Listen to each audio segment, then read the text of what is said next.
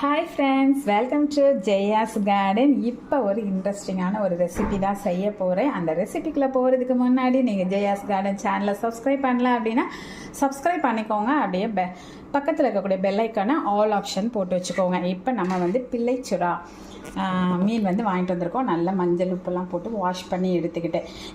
இப்போ என்ன குழம்பு வைக்க போகிறேன் அப்படின்னாக்கா, கருத்த குழம்பு அப்படின்னு சொல்லக்கூடிய நாகர்கோயில், கன்னியாகுமரி பக்கம்லாம் வைக்கக்கூடிய குழந்தை பிறந்த தாய்மார்களுக்கு கொடுப்பாங்கங்க. பால் வந்து நல்லா சுரக்கும் அப்படின்னு சொல்லுவாங்க. ஆனால் எங்கள் வீட்டை பொறுத்த வரைக்குங்க எப்போவுமே வீக்லி ஒன்ஸ் வந்து கருத்த குழம்பு செய்கிறது வழக்கம். இது வந்து உடம்புல நம்ம வீட்டில் உள்ள அஞ்சரை பெட்டியில் இருக்க எல்லாமே இதில் சேர்ப்போம். ரொம்ப ரொம்ப டேஸ்ட்டாக இருக்கும். உடம்பு வந்து லேசான மாதிரி இருக்கும். உடம்புல எந்த தொந்தரவுமே அடிக்கடி சுகவீனங்கள் பலவீனங்கள் எதுவுமே வராது. நோய் எதிர்ப்பு சக்தியை கொடுக்கக்கூடியது. வயிற்றில் உள்ள எல்லா பிரச்சனைகளுக்கும் ஒரு மிகச்சிறந்த ஒரு நிவாரணி அப்படின்னு சொல்லலாம் இந்த கருத்த குழம்பை. ஸோ அதுக்காக தான் இதை உங்களுக்கு செஞ்சு காமிக்கலாம் முடிவு பண்ணிட்டேன். கண்டிப்பாக மீன் சாப்பிடாதவங்க இந்த குழம்பு சாப்பிட முடியாதா அப்படின்னு கேட்டால் கண்டிப்பாக நிறைய பூண்டு போட்டு செய்வாங்கங்க. பூண்டை வச்சு வெறும் குழம்பை நிறைய அள்ளி போட்டு சாதத்தில் பசைஞ்சு, குழம்பு தான் அதிகமாக இருக்கணும் சாதத்தில், அப்படி சாப்பிட சொல்லுவாங்க குழந்தை பெற்றிருக்கும் போது. அதுக்கு என்னென்ன பொருள் தேவைன்னு சொல்லிடுறேன்.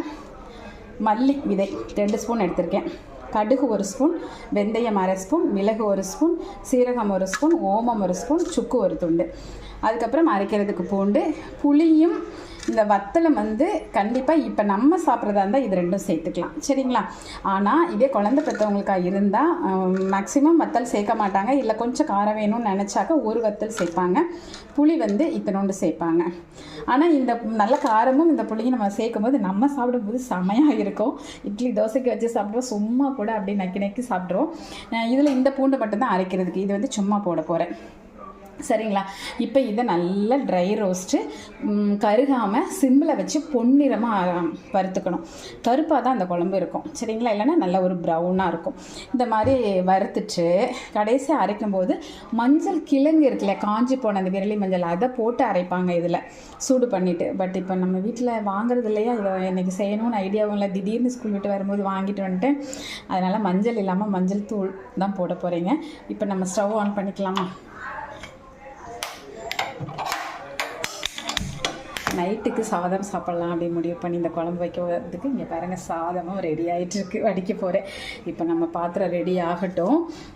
அதுக்குள்ளே நம்ம எல்லாத்தையும் ஒன்றாவே போட்டுக்கலாம், சரிங்களா? இப்போ இந்த தட்டில் எடுத்து வச்சு எல்லாத்தையும் ஒன்றா போட்டுக்கலாம். இதை வந்து நம்ம கடைசியாக போட்டுக்கலாம். ஒரு 75% வறுபட்ட உடனே வத்தல் போட்டுக்கலாம். அதோடு நல்ல ஒரு 2 ஸ்பூன் அளவுக்கு கருவேப்பிலையும் போட்டுக்கலாம். ஃப்ரெஷ்ஷான கருவேப்பிலை போட்டுக்கலாம். கடைசியாக இதில் கொஞ்சோண்டு பெருங்காயத்தூளும் போட்டுக்கணுங்க, சொல்ல மறந்துட்டேன்.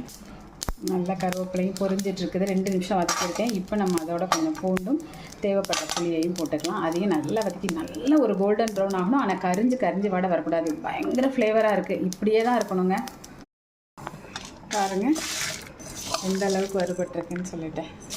இந்த அளவுக்கு வறுபடணும். இப்போ நம்ம இதை ஆற வச்சு அரைக்கிறது வந்து வெண்ணெய் மாதிரி அரைக்கணும்னு சொல்லுவாங்கங்க. இதை ரொம்ப மையாக அரைக்கணும், சரிங்களா? இப்போ நம்ம இதை வேறு பாத்திரத்துக்கு எடுத்து நம்ம ஆற வச்சுக்கலாம்.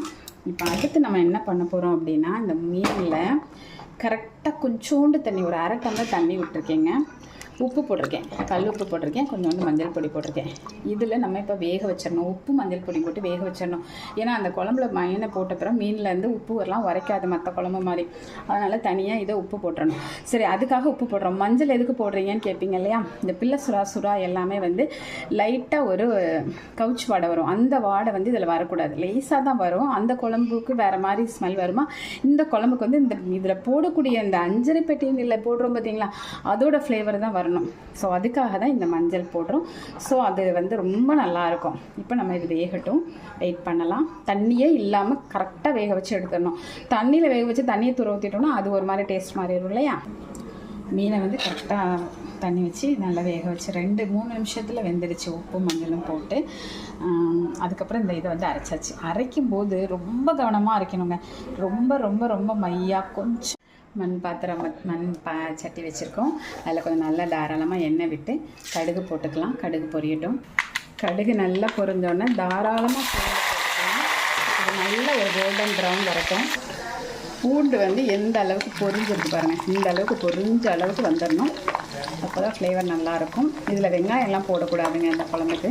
பூண்டு இன்னும் கூட நீங்கள், நான் பெரிய பூண்டு 3 பூண்டு போட்டிருக்கேன், இன்னும் கூட நீங்கள் அதிகமாக போட்டுக்கலாம்.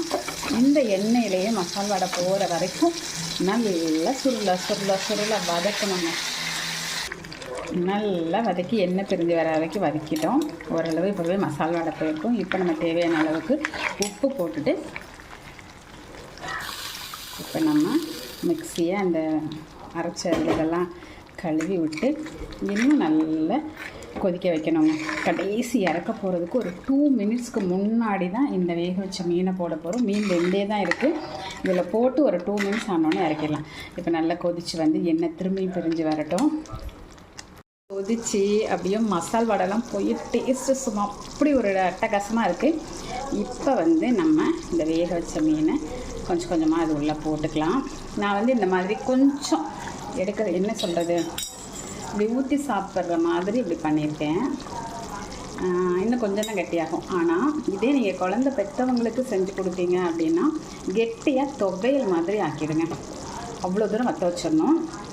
சாப்பிடும்போது சாதத்தில் குழம்பு ஊற்றி சாப்பிடாம இந்த குழம்புக்கு சாதத்தை தொட்டு சாப்பிட்ற மாதிரி கொஞ்சோண்டு சாதம் வச்சு நிறைய குழம்புனா இதில் இருக்கிற பொருட்கள் எல்லாமே மருந்து பொருட்கள்.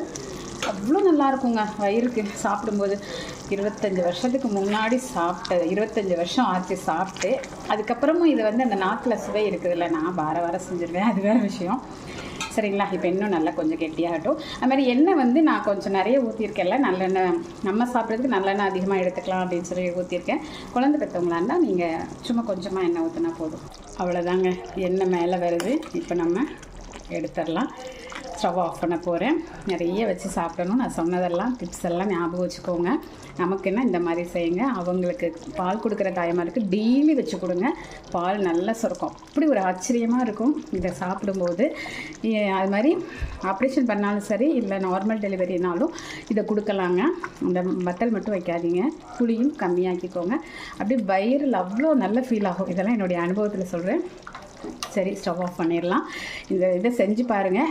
டெய்லி அதை வாரத்தில் ஒரு நாளாவது அட்லீஸ்ட் செஞ்சீங்க அப்படின்னா ஆரோக்கியமாக இருக்கிறத ஃபீல் பண்ணுவீங்க. ஓகே, இதை செஞ்சு பார்த்துட்டு எனக்கு கமெண்ட் பாக்ஸில் சொல்லுங்கள். பிடிச்சிருந்தால் லைக் பண்ணுங்கள், ஷேர் பண்ணுங்கள், கமெண்ட் பண்ணுங்கள். மறக்காமல் சப்ஸ்கிரைப் பண்ணி சப்போர்ட் பண்ணுங்கள்.